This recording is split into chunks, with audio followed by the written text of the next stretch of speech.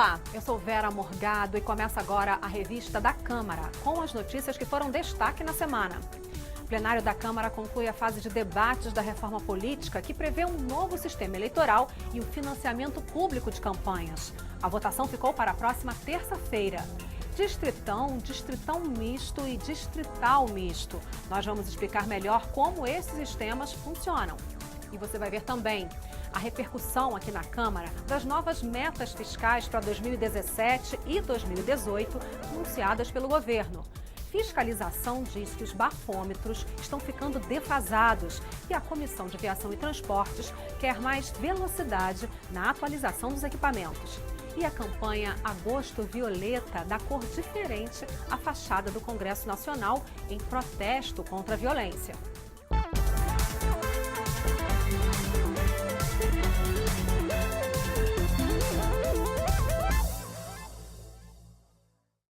Na semana que passou, os deputados concluíram a fase de debates da reforma política no plenário. A PEC, que cria o Distritão e um fundo de 3 bilhões e 600 milhões de reais para o financiamento público de campanhas, no entanto, deve ser votada na terça-feira. A repórter Dini Moraes mostra como foi a semana no plenário, que também teve a aprovação de medidas provisórias, entre elas a que torna crime hediondo o porte de arma de uso restrito. As votações do plenário começaram pela proposta que torna crime hediondo o porte, a posse e o comércio ilegal de fuzis, metralhadoras e submetralhadoras. Quem comete crime hediondo não pode pagar fiança, deve cumprir pena inicialmente em regime fechado e o controle é mais rigoroso em relação à progressão de pena. Nós que somos do Rio de Janeiro não suportamos mais ver vidas de inocentes e de nossos policiais militares, civis e outras forças auxiliares e forças armadas agora no Rio sofrerem o atentado de criminosos com armas poderosíssimas como fuzis. Nós precisamos votar esse requerimento e tornar a prática do uso deste armamento pesado de guerra um crime hediondo. Essa lei não vai tirar nenhum fuzil da rua, não só não tirará um fuzil da rua, mas como também não intimidará nenhum bandido. O que essa lei fará é aumentar mais ainda o encarceramento no país. O que tira fuzil na rua é proteger nossas fronteiras. E aí nós temos que dar as condições para as Forças Armadas fazerem isso e a Polícia Federal também. A proposta foi aprovada e agora volta para o Senado. Com um acordo entre os partidos e por unanimidade, o plenário aprovou um projeto de lei que cria um financiamento especial com juros máximos de 1,2% ao ano para as Santas Casas de Misericórdia e outras instituições filantrópicas que atendem pelo Sistema Único de Saúde. Atualmente, elas são responsáveis pelo atendimento de cerca de metade dos pacientes do SUS e passam por dificuldades financeiras. Também foi aprovada a medida provisória 775, que cria o registro eletrônico das garantias que são oferecidas em todas as operações financeiras, como empréstimos e financiamentos. O texto foi aprovado com uma mudança: a retirada de um trecho que dava abertura para que, em caso de inadimplência, o banco ficasse com todo o valor de um bem, mesmo que fosse maior do que a dívida. Também foi aprovada a medida provisória 776, que permite que na certidão de nascimento conste como local de nascimento da criança ou o município do parto ou a cidade onde a mãe mora. É um avanço que diz respeito ao registro de nascimento, tanto no lugar do nascimento quanto também no local dos pais. Infelizmente, ainda é uma triste realidade, muitas cidades que não têm maternidade, e isso impede que aquela criança ao nascer tenha identidade cultural, a identidade com a sua região, com a sua cidade, tendo que ser registrada na cidade vizinha. O assunto era a reforma política. Primeiro, os deputados precisaram aprovar que a proposta entrasse na pauta imediatamente. Nós queremos debater mais. Por isso queremos a votação semana que vem. Nós entendemos que já há um amadurecimento, a comissão fez os debates que eram necessários. A proposta muda a Constituição e cria um fundo para financiar as campanhas eleitorais a partir do ano que vem, tendo em vista que não é mais permitido que empresas façam doações eleitorais. Também muda a forma como elegemos deputados e vereadores. Para o ano que vem, vai valer o chamado Distritão, em que os candidatos a deputado mais votados é que serão eleitos, como já acontece com os senadores. Votemos contrariamente a tudo que diga respeito a esta chamada reforma política. Como disse, impropriamente reforma política. É uma reforma que só vai atender os interesses internos desta casa, promovendo ainda mais o afastamento do Congresso Nacional em relação à nação brasileira. Se nós não fizermos aqui a votação desta PEC, nós estaremos de novo produzindo apenas pequenas alterações da estrutura eleitoral do país, o que não permitirão mudar a cultura política.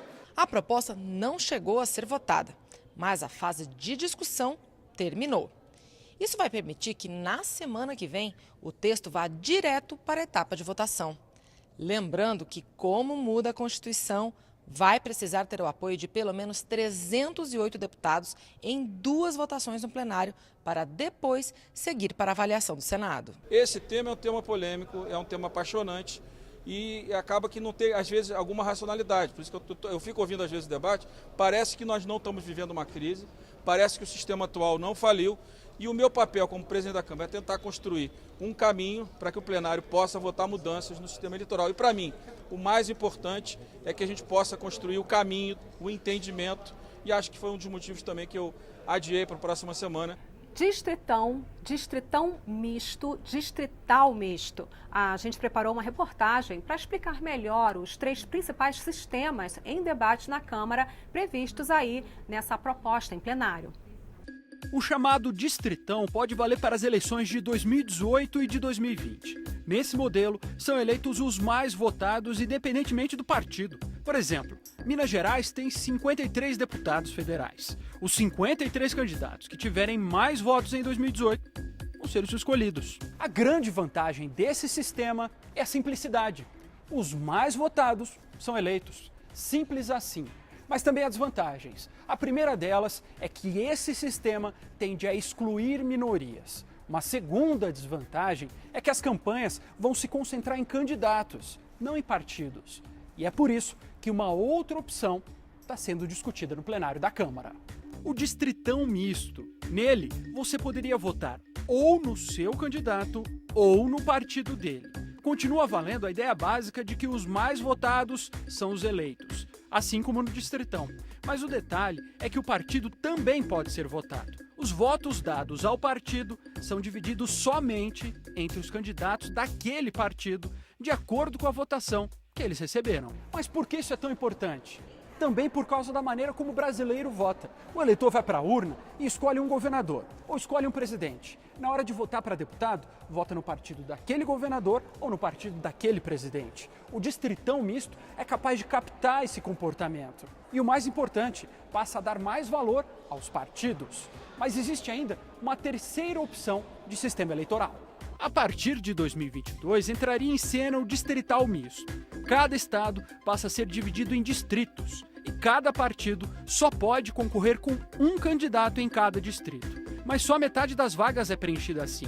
Por exemplo, o estado do Paraná hoje tem 30 deputados federais. 15 vagas seriam definidas nos distritos. Para as outras 15, cada partido faz uma lista de candidatos. O eleitor vota no partido. Quanto mais votos o partido tiver, mais candidatos da lista são eleitos. O eleitor teria 2 votos. Esse sistema todo é para escolher deputados federais e estaduais. Distritão misto, distritão ou distrital misto. Seja como for, a mudança passa pela Constituição da República. Por isso é tão difícil aprovar uma alteração como essa. Porque são necessários os votos de 308 deputados federais por 2 vezes para que a proposta passe pela Câmara dos Deputados. Essa proposta, que deve ser votada provavelmente na próxima terça-feira pelos deputados, também prevê outras mudanças importantes na lei eleitoral. Como o financiamento das campanhas por empresas foi proibido pelo Supremo Tribunal Federal, os deputados criaram um fundo com 0,5% das receitas correntes líquidas do orçamento federal, cerca de 3 bilhões e 600 milhões de reais para 2018. A PEC ainda muda a data de posse dos eleitos, que deixa de ser em 1º de janeiro. Governadores e prefeitos passam a tomar posse dia 6 de janeiro. O presidente da República no dia 7 e os deputados federais e estaduais em 1º de fevereiro. A comissão especial também fixou o mandato dos indicados para tribunais em 10 anos. Hoje eles ficam até a aposentadoria, aos 75 anos. Numa outra comissão especial que debate a reforma política, foi derrubado um dos pontos mais criticados pela opinião pública, o que cria uma forma de doação oculta de campanhas. As ideias em debate envolvem tudo de política, desde a filiação a partido até a campanha eleitoral feita por telemarketing. E se há vários temas, é natural que existam muitas discordâncias, a começar pela divisão dos recursos públicos. O voto popular deveria ser o critério para a distribuição de recursos aos partidos. Quem teve mais votos recebe mais recursos. Quem teve menos recebe na mesma proporção.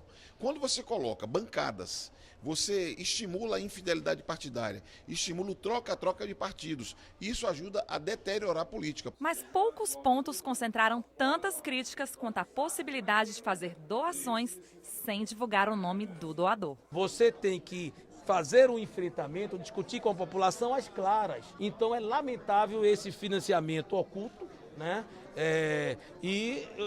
Eu espero que apareça, inclusive, quem fez essa proposta, porque por enquanto está oculto. Isso está fora do texto. O anúncio foi feito pelo relator, deputado Vicente Cândido. As idas e vindas sobre esse ponto servem de exemplo para entender como está sendo construída essa reforma política. A discussão já é complicada. Agora, então, está ainda mais difícil. O tecido partidário está muito ruído, né, para que a gente pudesse ter decisões de bancada, de presidente de partidos, fechamento de questão. Nós estamos num momento muito diferenciado de outros momentos. Eu não vi nenhuma posição aqui, talvez com exceção do PT e PSOL, de posições de bancada aqui na comissão. Isso dificulta muito. E na terceira comissão especial sobre reforma política, a que analisa o fim das coligações e a cláusula de desempenho, faltou acordo para a votação do relatório final. A comissão especial que analisa o fim das coligações entre os partidos nas eleições proporcionais adiou mais uma vez a votação do relatório. Antes mesmo da reunião, que acabou não acontecendo por causa do início da ordem do dia do plenário, as negociações eram intensas. A medida altera o desempenho de candidatos e partidos, além de impedir que os partidos formem chapas para atingir o quociente eleitoral. A PEC restringe o acesso ao fundo partidário e ao tempo de rádio e TV para os partidos que não atingirem um número mínimo de votos.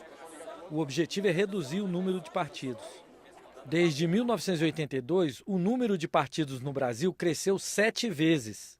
A PEC prevê que os partidos precisam alcançar 3% dos votos válidos distribuídos por 9 estados para ter acesso ao fundo partidário e ao tempo de TV. Se elegerem 18 deputados em 9 estados, os partidos também cumpririam a regra, independente do número de votos alcançados. Essa medida valeria a partir da eleição de 2030. Haveria uma regra de transição que valeria a partir das eleições do ano que vem, quando o limite seria 1,5% dos votos válidos ou eleição de 9 deputados.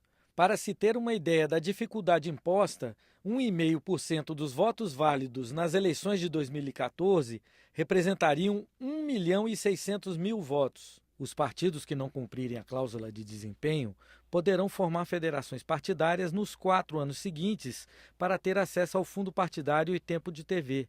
É nesse ponto que a relatora ainda negocia alterações. O relatório foi apresentado no modelo de verticalização nacional e os deputados, enfim, por ser um dispositivo novo no sistema eleitoral brasileiro, eles pedem pela facilitação, pela flexibilização das federações dentro dos estados, mas respeitando a orientação nacional.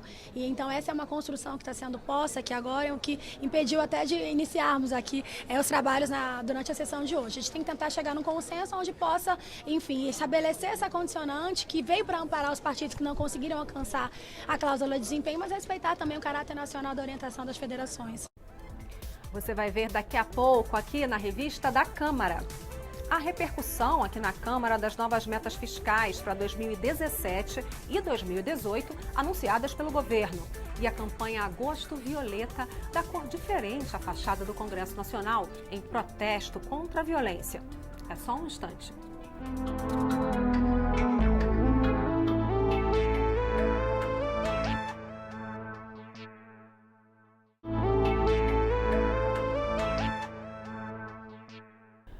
Após vários adiamentos, a equipe econômica do governo federal divulgou na semana que passou as novas metas fiscais para 2017 e 2018.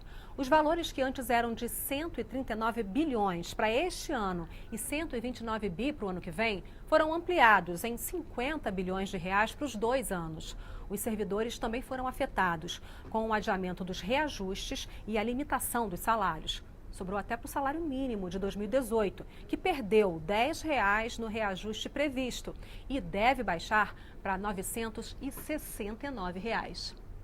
Os ministros Henrique Meirelles, da Fazenda, e Diogo Oliveira, do Planejamento, decidiram subir o déficit para 2017 e 2018 para 159 bilhões de reais.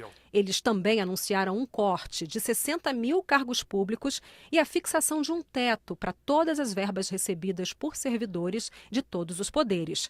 Haverá ainda um aumento da alíquota previdenciária dos atuais 11% para 14% no caso de servidores que recebem acima de R$ 5.300, atual teto do regime geral da Previdência Social. Os reajustes previstos para cargos comissionados e gratificações do Poder Executivo foram suspensos. Eu vejo com muita satisfação essa questão do teto do pagamento para o funcionalismo público. O governo firma esse teto, o governo faz sacrifícios, adia reajustes dos servidores, coisa que não é positiva, mas é necessária. E outra coisa que fica demonstrada, que sem a reforma da Previdência, o Brasil não tem futuro. O próprio governo reconhece a queda de arrecadação. E a queda de arrecadação é devido fundamentalmente à queda da atividade econômica, ou seja, política recessiva, corte de investimento, paralisia do BNDES e principalmente os juros altíssimos, isso tem levado a essa situação onde as contas públicas vão cada vez piorando mais. Haverá mudança também na tributação para fundos exclusivos de investimentos destinados a grandes clientes. O imposto passará a ser cobrado todos os anos. E o adiamento da elevação da dedução do Reintegra, programa por meio do qual o governo devolve parte do faturamento das exportações a empresas que vendem ao exterior. Com exceção do Reintegra, todas as medidas precisam ser aprovadas pelo Congresso Nacional. O buraco fiscal que o governo Michel recebeu foi de 370 bilhões de reais, o que gastou a dona Dilma. Tá? E é difícil fazer essa recuperação. Então o governo ficou corajoso, o Congresso com certeza vai confirmar isso e os serviços vão continuar e o governo vai continuar controlando a despesa. O governo está perdido na questão fiscal, não sabe exatamente de onde que tirar e de onde vai colocar a receita para o ano que vem, anuncia uma meta que demonstra claramente que o rombo existe e que isso pode ser superado no ano de 2018, demonstra claramente o descontrole fiscal e cambial do governo nesse momento. Agora a bola está com o Congresso Nacional, que tem que aprovar a maior parte dessas mudanças nas metas do governo. Além da revisão, o governo concentra atenção em outras 3 propostas legislativas em análise aqui na Câmara. Todas melhorariam a arrecadação. O Congresso precisa aprovar pelo menos 3 propostas prioritárias. O novo Refis, que é um novo refinanciamento de dívidas com a União e que está na pauta da Câmara. A medida provisória, que muda a taxa para as operações de crédito do BNDES, chamada TLP.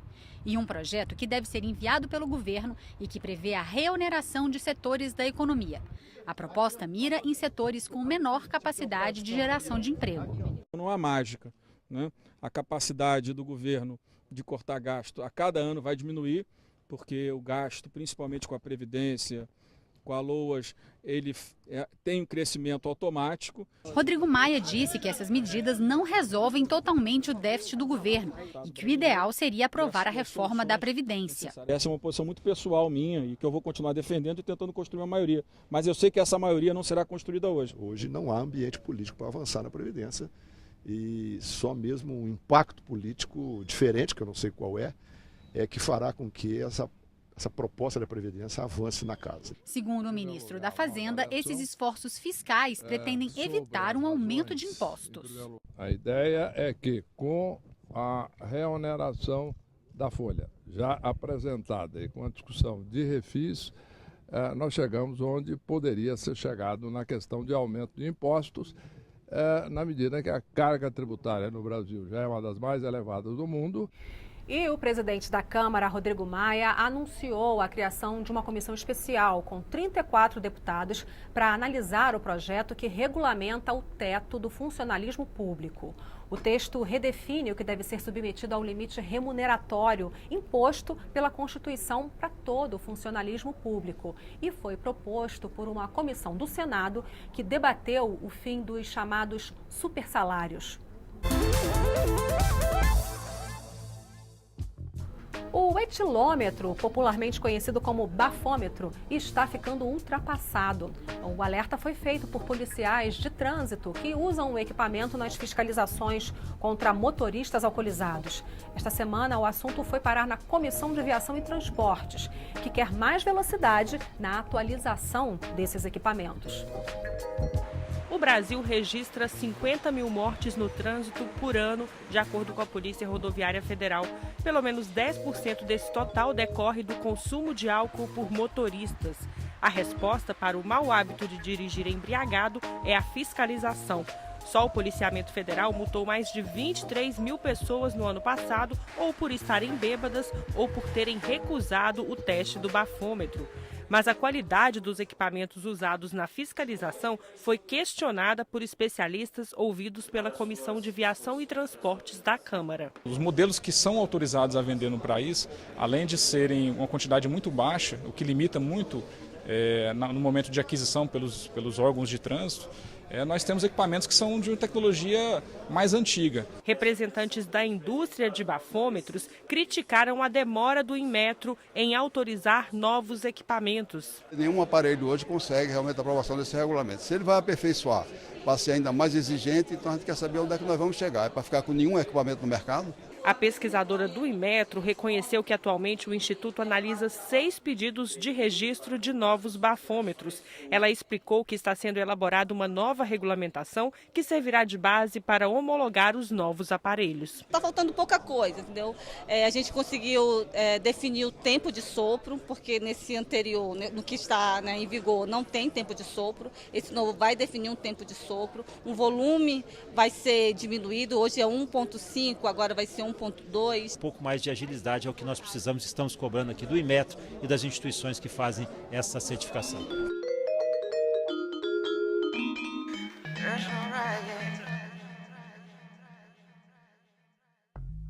Durante o mês de agosto, o prédio do Congresso Nacional recebeu uma iluminação especial como parte da campanha Agosto Violeta.